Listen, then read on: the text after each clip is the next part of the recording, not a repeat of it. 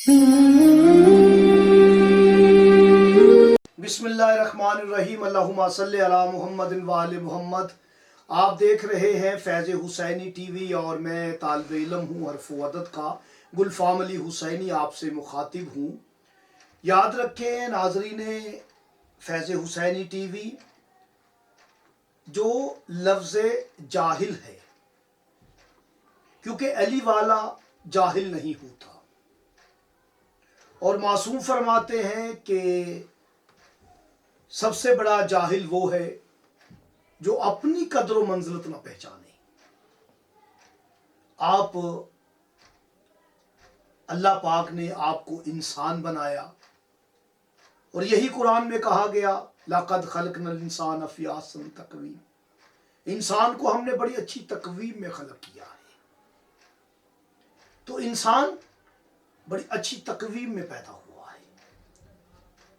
اگر اللہ پاک اسے کوئی جانور بنا دیتا تو کیا اختیار تھا کہ وہ ذات قادر کو منع کرتا، روک دیتا؟ ہمارا اپنا اختیار تو نہیں تھا کہ ہمیں انسان بنا۔ تو ہمیں اپنی قدر منزلت پہچاننی چاہیے۔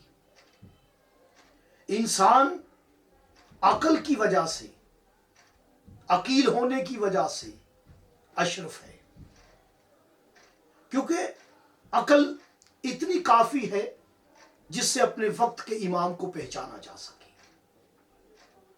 امیر المومنین علی ابن ابی طالب سے کسی نے پوچھا عقل کے بارے میں، تو مولا نے کیا خوبصورت اسے جواب دیا۔ میرے مولا و آقا فرماتے ہیں جس میں عقل نہیں وہ زندہ ہی نہیں۔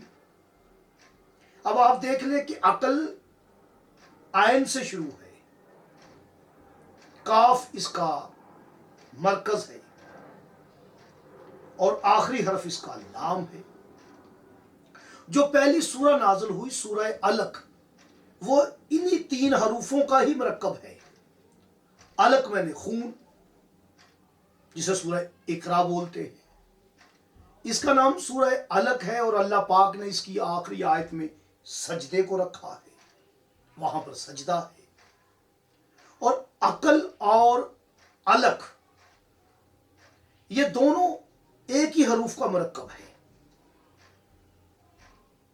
اللہ پاک نے پہلی سورہ نازل کی سورہ علق، عین، لام اور کاف۔ یہ کاف عقل کے سینٹر میں آ گیا، اور سب سے زیادہ جو ذکر ہے، جو پہلی وحی میں ذکر ہوا، وہ انسان کا ہی ہوا ہے۔ ہم نے انسان کو جمے ہوئے خون سے پیدا کیا۔ انسان جب صاحب ثروت ہوتا ہے تو سرکش ہو جاتا ہے۔ انسان کو ہم نے وہ کچھ سکھایا وہ جو نہیں جانتا تھا۔ تو ہمیں انسان بننا چاہیے۔ جو میرے غریب خانے پہ لوگ آتے ہیں، 2-2 3-3 گھنٹے جب ہماری گفتگو ہوتی ہے، ہماری گفتگو میں زیادہ فکر ہوتی ہے، غور و فکر قرآن پر، معصوم علیہ السلام کے ارشادات پر، تو وہ مجھے وہ کہتے ہیں جی آپ نے ہمیں انسان بنایا، نہ کہ آپ نے ہمیں شیعہ یا سنی بنایا، آپ نے ہمیں انسان بنایا۔ تو آپ شیعہ سنی نہ بنے، اہل حدیث دیوبند نہ بنے، آپ انسان بنے۔ جب آپ انسان بنیں گے تو آپ بہترین تقویم میں ہیں۔ اور یاد رکھیں ایک الگ سے ایک موضوع ہے، انسان اور ہے، انس اور ہے، اور بشر اور ہے، لیکن تینوں کا معنی ایک ہی کیا گیا۔ انسان کا معنی بھی انسان، انس کا معنی بھی انسان، بشر کا معنی بھی انسان۔ ایسا نہیں ہے۔ قرآن پہ غور کرے، فکر کرے۔ انسان اور ہے، انس ہے، جنو انس تم اللہ کی کون کون سی نعمت کو جھٹلاؤ گے؟ اور بشر پوچھا گیا نبی سے، نبی اللہ سے، تو کہا میری مثال بشر کی مثال ہے، مگر مجھ پہ وحی آتی ہے۔ یاد رکھیں کہ جب مثال بھی دی میرے مولا و آقا نے تو بشر کی مثال دی، یہ نہیں کہا کہ میری مثال انسان کی مثال ہے، یہ نہیں کہا میری مثال इंस की मिसाल है, कहा मेरी मिसाल बशर की मिसाल है। तो याद रखें, आप इंसान बने, हम इंसान बने। इंसान के 5 हरूफ हैं, अलिफ नून सीन, अलिफ और नून। और इंस के 3 हरूफ हैं, अलिफ नून और सीन। हमें पैतन पाक की जो है तरफ भागना चाहिए, उनके जिंदगी पर हमें अपनी जिंदगी गुजारनी चाहिए। मौला फरमाते हैं जो हम करते हैं वो तुम कर नहीं सकते, लेकिन जो हम कहते हैं वो तुम किया करो, वो तुम कर सकते हो। जो हमें मौला फरमाए, हमें बताएं, हमें समझाएं, हमें समझना चाहिए। याद रखें, हम मौला को मानते हैं, मौला की नहीं मानते। हमें मौला की भी माननी चाहिए। यही इब्लीस ने किया था। नाराज मत होइए मेरे व्यूअर्स, नाराज ना हो जाए तो ये दावत फिक्र है। इब्लीस ने भी यही किया था, वो अल्लाह को मानता था, अल्लाह की नहीं मानता था, तो इब्लीस हो गया। भाई अल्लाह को मानना तो यही है कि उसे उसकी बात को भी माना जाए। जब मौला को माने तो हमें मौला की भी माननी चाहिए। तो मौला फरमाते हैं अकल इतनी काफी है जिससे अपने वक्त के इमाम को पहचाना जा सके। जिसमें अकल नहीं वो जिंदा ही नहीं। सबसे बड़ा जाहिल है वो जो अपनी कदर मंजिलत नहीं जानता। तो हमें अपनी कदर मंजिलत जाननी चाहिए।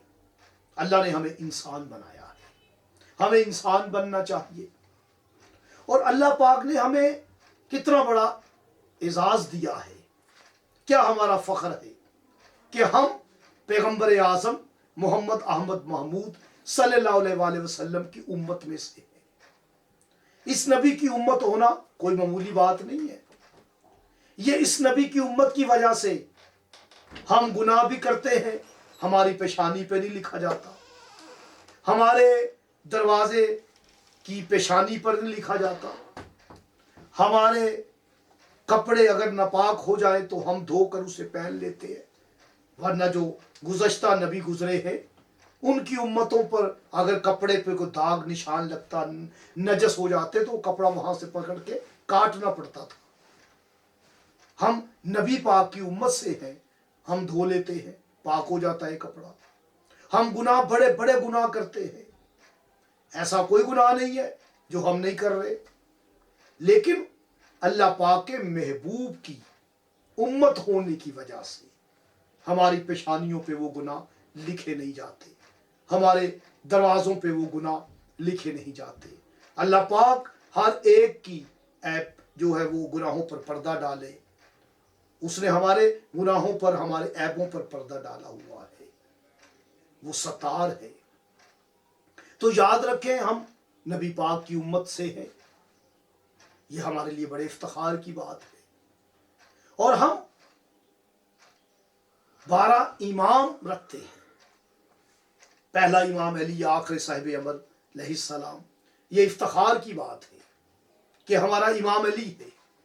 मैं तो हर नमाज में सजदा शुक्र में शुक्र करता हूँ कि अल्लाह पाक तेरा शुक्र है कि अमीर अल मोमिनीन अली इब्न अबी तालिब अलैहिस्सलाम मेरे इमाम हैं।